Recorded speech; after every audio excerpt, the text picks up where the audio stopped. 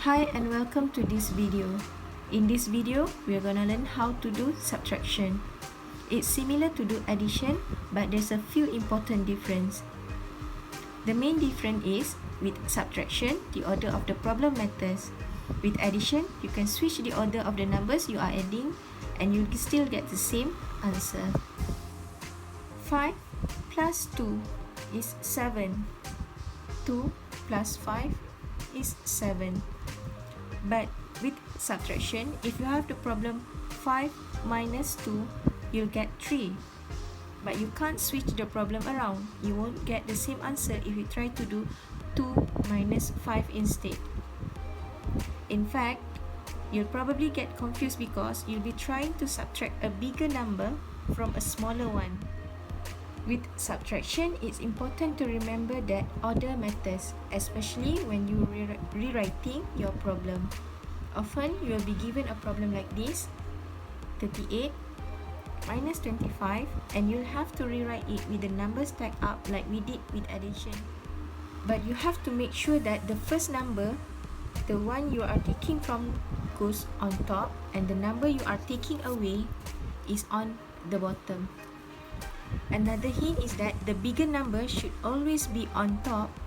Okay, let's go ahead and try this problem. We've got 38 on top and 25 below. And the one places are lined up just like they should be. Now we draw our line so our answer can go below it.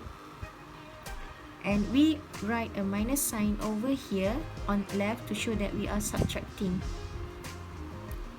Now we can start getting our answer, and just like with addition, we always start with the ones place column. Here we subtract the bottom number from the top. 8 minus 5 equals 3. So the 3 goes in the ones place of our answer. Now we move to the next place column to the left. The tens place, there we have 3 minus 2, which is 1.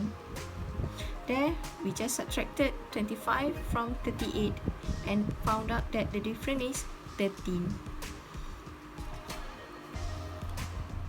Alright, let's see another example. 135 minus 27. This is where subtraction can get a little tricky, so let's rewrite our problem. 135 on top, 27 below it, with the ones placed lined up neatly, and our answer line and subtraction symbol in place. Then now we can start subtracting. Look at this. In our ones place column, the digit on top is smaller than the digit at the bottom. How can we subtract a bigger digit from a smaller one? Did we make some kind of mistake? No, we wrote our problem correctly. The bigger number is on top.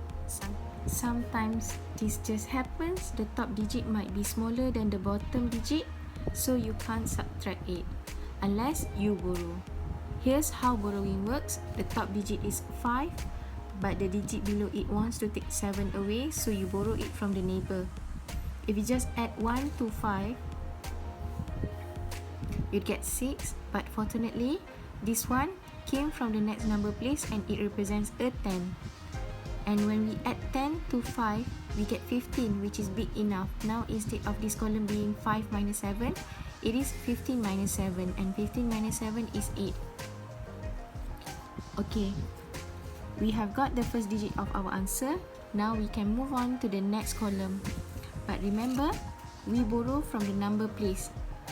It used to be 3, but now it's a 2. It went down by 1 because we borrow from it. Well, remember, we really borrowed 10 because it was in the next number place, but it's sometimes easier to just think of it as borrowing a 1 and getting to stick that 1 in front of the digit that needed to borrow. So in tens place, we have 2 minus 2, which gives 0 in our answer, and then our last column just has 1 minus nothing, or 1 minus 0, so that's still just 1. There we've calculated that the difference between 135 and 27 is 108.